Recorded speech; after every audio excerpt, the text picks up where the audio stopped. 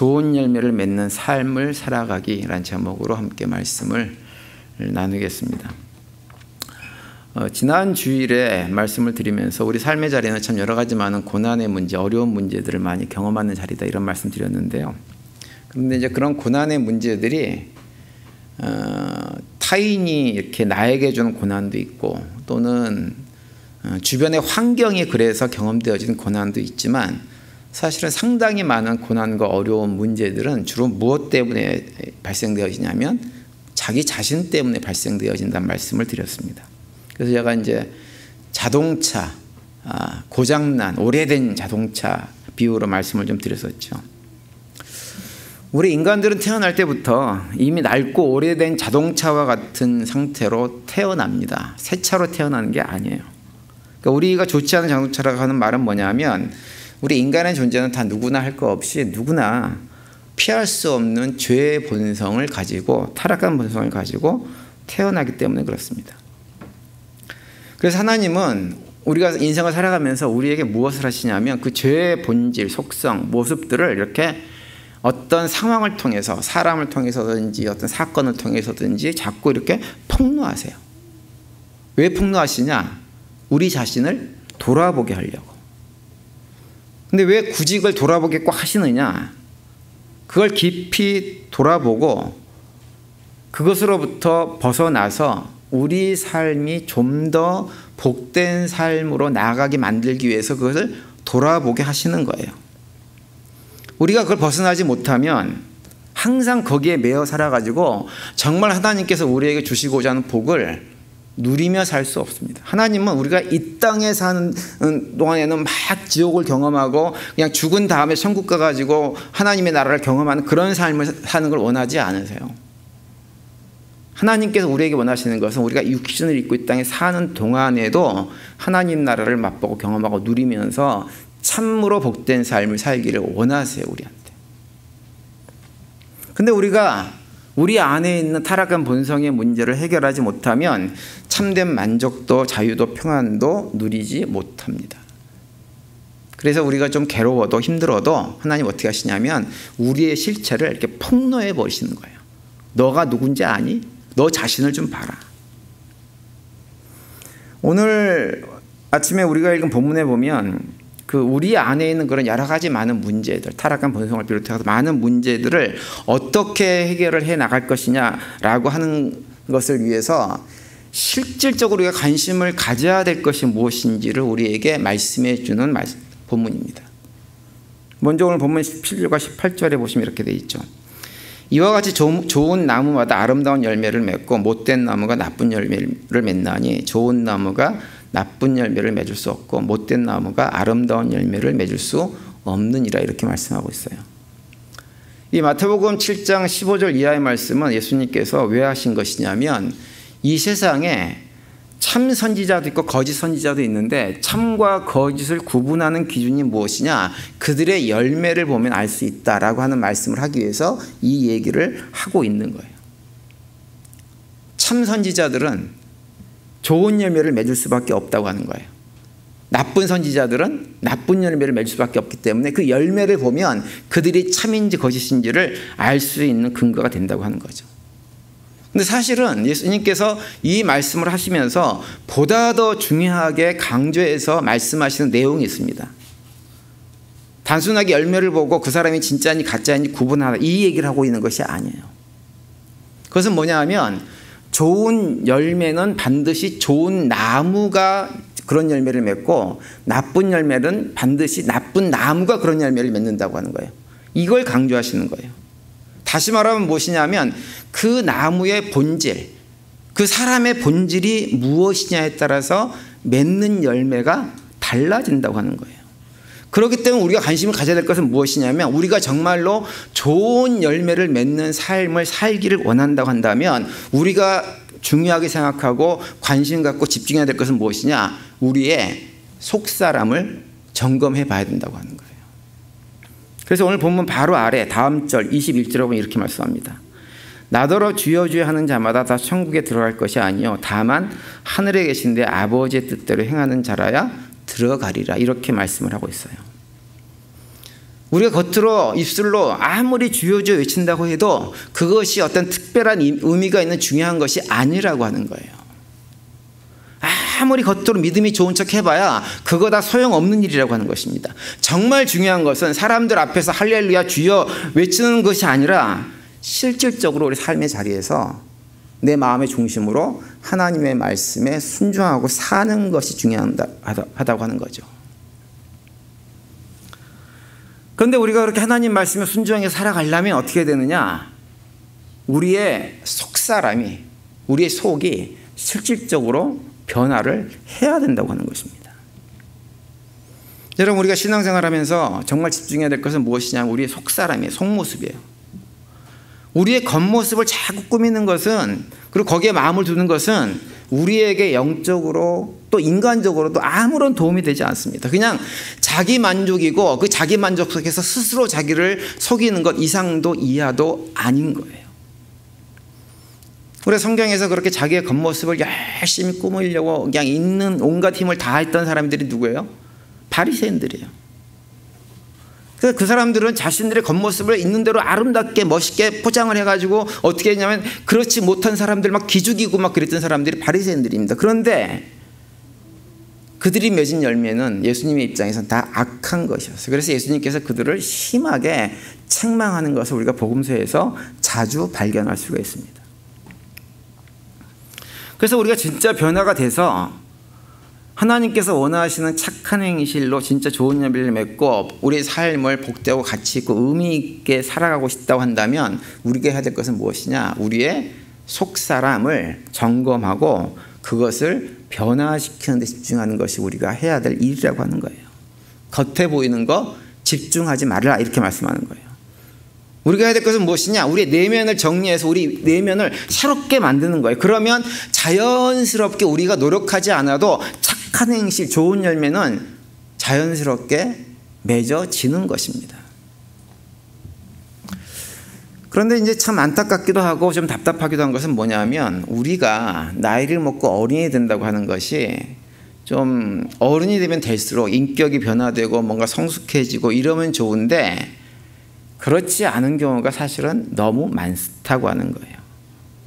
어른이 됐다고 하는 거 또는 교회 생활이 오래됐다고 하는 것이 어떻게 보면 내 안에 있는 그렇게 악하고 더러운 것, 부끄러운 것들을 감추는 기술만 늘어나는 측면이 우리에게 참 많이 있습니다. 그래서 여러분 나이 많이 먹은 어른들이나 신앙생활 오래 하신 분들이 어떤 일이 있어서 싸우는 장면을 한번 보세요. 어떻든가요? 싸울만 해서 싸우던가요? 싸우는 게 꼭 애 같습니다. 아무것도 아닌 일 가지고 마음 상해가지고 싸우는데 이건 애들보다 못하는 경우가 훨씬 더 많이 있어요. 그걸 많이 보게 됩니다. 그래서 예수님의 포인트는 뭐냐 하면 우리가 우리 속에 있는 것이 반드시 밖으로 드러날 수밖에 없기 때문에 정말 우리들이 좋은 열매를 맺는 성숙한 크리스찬이 되기를 원하느냐? 그러면 우리의 속사람을 변화시키는 것 외에는 다른 방법이 없다고 하는 것을 말씀하는 거예요. 그럼 여기서 이제 한 가지 질문이 생깁니다. 뭐냐 하면 우리 속사람이 변화가 돼야 되는데 그렇다면 우리 속사람은 변화를 어떻게 시킬 수 있나요? 방법이 뭐예요? 어떻게 해야 우리 속사람이 변합니까? 일단은 가장 기본적으로 우리 속사람의 변화의 출발점은 무엇이냐면 우리가 예수님을 주님으로 영접을 하는 거예요. 왜냐하면 예수님을 주님으로 영접하면 어떤 일이 벌어져요? 우리 안에 누가 들어오세요?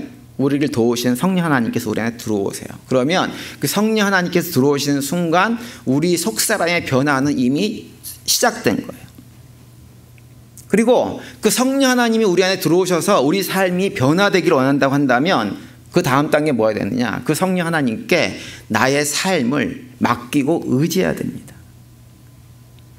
그래서 혹시라도 우리 성도님들 가운데 내가 말은 안 하지만 속으로 자기 속으로 생각하기를 나는 왜 평생을 이러고 신앙생활을 하나 싶은 생각이 그런 생각이 드시는 분들이 계시면 1차적으로 먼저 자기 자신을 점검해 봐야 돼요. 뭘 점검하느냐? 본인이 정말로 예수님을 주님으로 영접한 것이 맞는지를 점검해 봐야 돼요. 주일날 와서 예배는 드리고 찬양도 부르고 하긴 하는데 혹시 그것이 그냥 예수님께서 말씀하시는 대로 입술로만 주여 주여 하고 있는 것은 아닌지를 점검해 봐야 합니다. 물론 여기에서 이 말을 또 오해하면 안 돼. 오해하지 말을 건 뭐냐면 우리가 예수님을 주인으로 모시고 산다고 하는 것이 우리의 삶의 모든 분야에서 온전하게 예수님 말씀에 순종하고 살 수 있다라고 하는 얘기는 아니에요. 왜냐하면 우리는 그렇게 살 수 없는 존재이기 때문에 그 말을 하는 건 아니에요. 다만 정말로 내가 예수님을 주님으로 영접을 했다고 한다면 내가 그 주님으로 영접한 예수님을 그분이 하신 말씀들을 제대로 순종하지 못하고 살아가는 모습이 내 속에 보인다고 한다면 어떤 게 있어야 되냐면 불편해야 돼요. 내가 이러면 안 되는데 라고 하는 마음이 자꾸 들어야 돼요. 이건 돼야 돼, 이건. 근데 이것도 안 된다 그러면 문제가 아주 심각한 것입니다. 근데 저는 우리 교회 성도님들 가운데 그런 분은 한 분도 안 계신다고 저는 그렇게 믿어요. 모든 분들이 예수님 영접했고 성령 하나님이 우리 안에 계시지만 우리가 연약해서 부족한 모습이 드러나는 것뿐이지 모두 다 성령 하나님을 모시고 살기 때문에 우리는 누구나 다 속사람의 변화를 경험할 수 있는 기본 가능성이 다 열려져 있는 사람들입니다. 여러분, 우리가 흔히 얘기할 때 사람이 변하지 않는다 이런 얘기 많이 하잖아요. 그죠? 세상 사람들한테는 맞는 얘기예요. 그 얘기가 맞는 얘기지만 성령 하나님은 변화시키지 못할 사람은 아무도 없어요. 누구라도 변화시켜 주시는 분이 우리 성령 하나님이세요. 그래서 우리가 성령 하나님께 의지하는 것이 속사람의 변화의 출발점이에요. 그런데 그냥 성령 하나님만 우리가 의지하면 안 돼요. 거기에 한 가지 우리가 해야 될 노력이 있어요.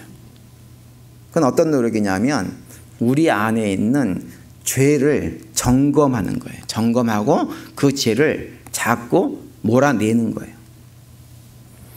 죄의 습성이 나를 지배하고 있지 않은가 점검을 해야 됩니다.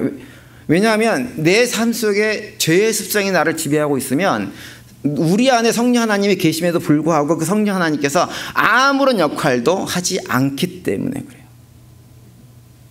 그래서 이사야서 59장 1절과 2절에 보면 이렇게 말씀을 하고 있죠.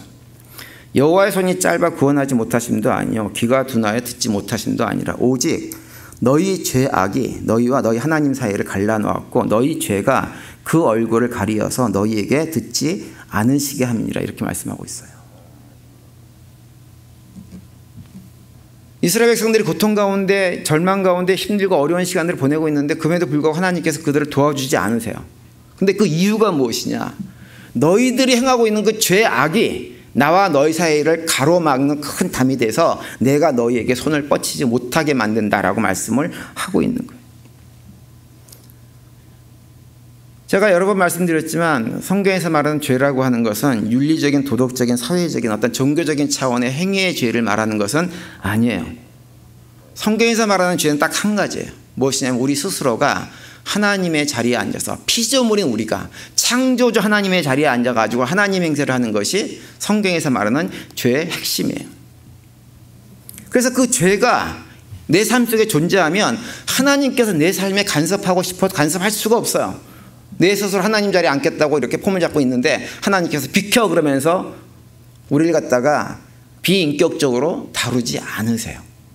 하나님은 우리가 받아들일 때까지 나의 죄를 내려놓고 하나님을 진짜 주인으로 받아들일까지 그냥 기다리시는 분이십니다. 그래서 우리가 우리 안에 있는 죄의 모습들을 점검하는 노력을 해야 됩니다. 그리고 그 죄의 모습이 생기면 최대한 그런 것들을 멀리해야 됩니다. 그럴 때 성령 하나님께서 우리를 도와주세요. 도와주셔서 멀리하게 만들어줍니다. 그래서 우리가 열심히 해야 될 것 가운데 하나는 뭐냐면 죄에 대해서 예민한 거예요. 죄가 무엇인지를 제대로 알고 죄에 대해서 예민하게 반응하고 점검하는 것입니다. 그래서 조금이라도 내 삶 속에서 하나님의 자리에 앉아가지고 하나님 행사하는 것이 있다고 한다면 하나 내려놓고 또 내려놓고 또 내려놓는 일들을 반복해서 해야 됩니다. 근데 그렇다 한다면 그걸 어떻게 내려놓나요? 어떻게 내 안에 있는 죄의 모습들을 내려놓을 수가 있을까요? 그것도 굉장히 단순해요. 그냥 뭐 하면 돼요? 회개하면 돼요. 회개 기도하면 돼요. 하나님께 회개 기도를 하면 돼요. 하나님, 제가 또 하나님 자리에 앉아가지고 하나님 행세하면서 판단하고 평가하고 비판하고 정죄하는 삶을 지금 살고 있습니다. 이런 삶 살지 않게 날 좀 도와주세요. 나 이렇게 살고 싶지 않아요. 회개하면 돼요. 또 내 인생은 나의 것이 아닌데 내가 내 인생이 나의 것인 착각하고 내 인생이 내 힘과 내 능력과 내 노력으로만 되어지는 거라고 생각하고 살아가고 있습니다. 하나님, 나의 이런 생각을 좀 고쳐주세요. 나 이렇게 살고 싶지 않아요. 회개합니다. 내려놓게 도와주세요. 그렇게 하면 돼요. 그 기도가 변화의 출발점이고 열쇠예요. 그런데 문제가 하나 있어요. 아주 심각한 문제예요. 어떤 문제냐면 우리가 신앙생활을 하면서 뭐 여러 가지 많은 오해들을 하시는 분들이 많이 있지만 그 오해 가운데서도 특별히 기도에 대한 오해가 굉장히 심합니다. 정말 많아요. 많은 분들이 기도 생각하면 주로 생각하는 것이 무엇이냐면 내가 하나님께 나에게 필요한 어떤 것들을 해달라고 요구하는 것을 기도라고 생각하시는 분들이 거의 대부분입니다. 그래서 마치 옛날에 우리 조상들이 새벽에 일어나가지고 정화수 떠놓고 기도하던 모습과 비슷한 기도의 모습으로 그런 내용으로 기도를 많이 해요. 여러분, 옛날에 어머니들이 새벽에 일어나가지고 정화수 떠놓고 했던 기도가 어떤 기도입니까? 우리 남편 사회에서 성공하게 해주세요. 우리 자녀들 건강하고 열심히 공부해서 장원급제하게 해주세요. 우리 딸 좋은 남편 만나서 좋은 가정 이루면서 살 수 있도록 해주세요. 라고 하는 것이 옛날 어머니들이 정화수 떠놓고 했던 기도입니다. 그런데 기독교가 들어오고 나서 예수를 믿게 된 사람들이 과거에 정화수 떠놓고 천지신명께 기도하던 기도를 똑같이 누구에게 기도하고 있냐면 하나님에게 기도하고 있는 거예요. 그리고 오랜 시간 동안 교회도 그것을 기도라고 가르치고 그렇게 기도하라고 가르쳤습니다. 여러분, 옛날에 정화수 떠놓고 우리 어머니들이 했던 그런 기도는요, 그때는 그게 필요했어요. 왜냐하면 그거 외에는 살 길이 없었기 때문에. 근데 지금 우리가 예수를 믿는 우리들은 그것은 더 이상 우리의 기도 제목 자체가 아니에요. 왜냐하면 예수님께서 말씀하셨어요. 그런 것들은 너희들이 하나님의 자녀이면 하나님께서 하나님의 자녀의 필요를 아시고 채워주실 것이다 라고 약속을 이미 하셨어요. 그래서 더 이상 기도의 제목이 아니에요. 그러면서 하시는 말씀이 뭐냐면 그런 기도는 세상에 속한 사람들이나 하는 것이지 하나님의 자녀들은 그런 기도를 할 필요가 없단다라고 우리에게 분명히 말씀하셨어요. 그 내용이 마태복음 6장 31절과 32절 말씀이 이렇게 되어 있죠. 그러므로 염려하여 이르기를 무엇을 먹을까 무엇을 마실까 무엇을 입을까 하지 말라. 이는 다 이방인들이 구하는 것이라. 너희 하늘 아버지께서 이 모든 것이 너희에게 있어야 할 줄을 아시느니라. 이렇게 말씀하세요. 무엇을 먹을까 무엇을 입을까 무엇을 마실까 하나님께서 다 아신다는 얘기는 뭐예요? 다 아시기 때문에 필요하면 어떻게 한다는 거예요? 채워주신다는 얘기예요. 걱정하고 고민하지 말라고 하는 거예요. 그런 문제는 하나님께서 우리에게 약속하신 문제예요. 기도의 제목거리가 아니라는 얘기입니다. 그런데 우리는 그걸 기도 제목이라고 가지고 기도를 하는 때가 너무나 많이 있어요. 그러면서 예수님께서 우리에게 우리가 정말 해야 될 기도가 무엇인지를 분명하게 말씀해 줍니다. 마태복음 6장 33절 보시면 그런즉 너희는 먼저 그의 나라와 그의 의를 구하라. 그리하면 이 모든 것을 너희에게 더하시리라. 이렇게 말씀하세요. 여기서 그의 나라와 그의 의를 구하라고 하는 말씀은 뭐냐면 한마디로 얘기하면 뭐냐면 하나님의 뜻이 내 삶 속에 이루어지도록 기도하라고 하는 거예요. 달리 말하면 하나님의 뜻이 내 삶 속에 이루어지려면 어떻게 해야 돼요? 내 안에 있는 죄의 속성이 스스로 하나님 자리에 앉는 그런 행세를 이젠 더 이상 하지 않고 온전히 하나님이 내 삶의 주인이 되는 삶을 살게 해달라고 하는 그 기도란 말이에요. 그걸 기도하라고 하는 거예요. 그래서 기도할 때마다 하나님의 뜻이 원하시는 것이 무엇인지 기뻐하시는 것이 무엇인지를 점검하고 확인하는 기도를 하는 것, 그것이 우리가 해야 될 일이고 나머지는 너희들이 그런 기도하고 나면 너희가 정말 필요한 것이 있으면 하나님께서 채워주실 거란다. 이렇게 우리에게 말씀을 하고 있는 거예요. 여러분, 많은 분들이 우리 신앙생활 할 때 기도가 정말 그렇게 중요한데도 기도하는 것을 정말 힘들어 하십니다.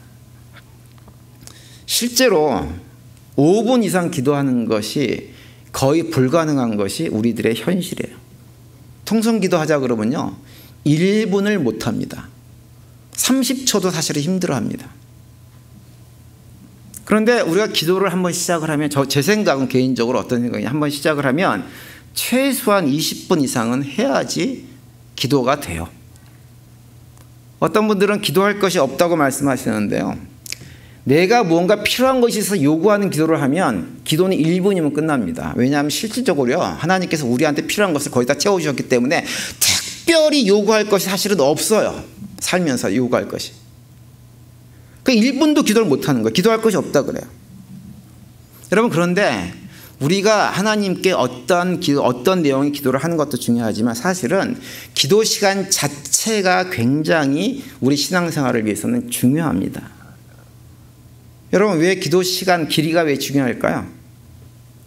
그것이 중요한 이유는 뭐냐면 그 기도 시간 자체가 어떤 시간이냐면 우리의 마음을 하나님께로 향하고 하나님과 함께 있는 시간이기 때문에 그 기도 시간이 중요한 거예요. 여러분, 자녀들이 이따금 멀리 있는 자녀들이 집에 전화할 때 있죠. 전화해가지고 엄마 나 누군데 나 지금 이게 필요하고 저거 필요하고 이것도 필요하고 이것도 필요하고 이것도 필요하고 이거 필요한 거 다 얘기한 다음에 이거 필요하니까 꼭 나한테 이거 보내줘야 돼, 나 해결해 줘야 돼, 그리고 잘 있어 또 연락할게, 그리고 또 끊어버려요. 전화를 그렇게 끊어버렸어요. 그러면 어머니들 부모님들 생각으로 그 기도로 그 전화를 어떻게 받아들이시겠어요? 그런 전화가 가능합니까? 근데 우리는 하나님한테는 특별히 그런 식으로 전화를 드릴 때가 너무 많이 있어요. 필요한 거면 쭉 열고 한 다음에 아셨죠? 들어주세요. 그러고서는 그냥 기도를 끝내버린단 말이에요. 하나님은 우리가 그런 관계를 갖기를 원하지 않으세요. 하나님은 우리가 부모와 자녀의 깊은 대화를 원하세요. 그래서 20분 이상 기도를 가질 때 설령 내가 할 말이 없으면 우리 마음을 하나님께로 향하는 거예요. 향하고 침묵 가운데 하나님의 생각을 많이 해보세요. 마치 부모하고 아무 얘기도 아니지만 그냥 대화를 나누는 것처럼. 또 사랑하는 사람을 옆에 두면 사실은 이렇게 사랑하는 사람이 옆에 있을 땐 그분하고 특별하게 대화를 하지 않고 그냥 멍하니 앉아 있어도 그 시간이 굉장히 좋은 시간이고 사랑의 유대감이 깊어집니다. 기도는 그런 시간이에요. 그래서 서로 마음을 통하고 생각을 통하고 하는 시간이 기도의 시간이에요. 그래서 그런 모든 과정을 통해서 하나님과 친밀해지는 것, 그것이 기도에서 가장 중요한 시간입니다. 그래서 내가 뭐 특별하게 요구할 것이 없다 그러면 그냥 하나님 앞에서 침묵하면서 눈 감고 마음을 하나님께로 향해 보세요. 향하고 있다가 혹시라도 궁금한 것이 있으면 물어보세요. 특별히 어떤 걸 물어보냐면, 하나님, 내가 지금 마음이 너무 상하고 힘들고 어렵고 고통스럽고 괴로운데 하나님, 이 고통스러운 원인이 뭐예요? 이유가 뭐예요? 알려주세요. 이 고통의 문제가 밖으로부터 누군가의 공격 때문입니까? 아니면 내 안에 있는 나의 죄의 문제 때문에 내가 이렇게 괴롭게 하는 것입니까? 괴로워하는 것입니까? 라고 물어보세요. 출발점이 어디인지. 그걸 계속 물어보는 시간을 가지면요, 어떻게 하시냐면 하나님께서 어느 순간에 그 문제의 실체를 보게 만들어주세요. 눈을 열어서 보게 만들어주세요. 그러면 그때 회개할 것이 있으면 회개하면 돼요. 그리고 새롭게 결단할 것이 있으면 결단하면 돼요. 여러분, 그런 기도를 한번 해보세요. 그렇게 하나님과 대화의 기도를 나누게 되어지면 어떤 일이 벌어지느냐, 내 삶에 변화가 경험되어지는 거예요. 새로운 결단이 기도할 때마다 새롭게 결단되어지고, 아, 내가 이렇게 살아야지, 이렇게 살아야지, 내가 이것이 또 죄였구나 라고 하는 것이 깨달아 알게 되어지면 알수록 우리의 삶은 조금씩 변화되어지고 성숙의 자리로 나아갈 수가 있게 되어지고요. 내 삶이 변화되어지면 변화되어지는 것만큼 더 이상 주변 환경에 휘둘리지 않게 되어집니다. 담대함이 생기고 자유가 찾아오고 기쁨이 찾아오게 되는 거예요. 여러분, 내가 안 바뀌면요, 세상은 바뀌지 않습니다. 내가 변하면 세상도 주변도 변화되는 것을 경험할 수가 있게 되어져요. 그래서 그렇게 해서 우리 속사람이 바뀌게 되어지면 어떻게 되느냐, 실질적으로 하나님께서 원하시는 아름다운 열매, 복된 열매도 맺어지는 거예요.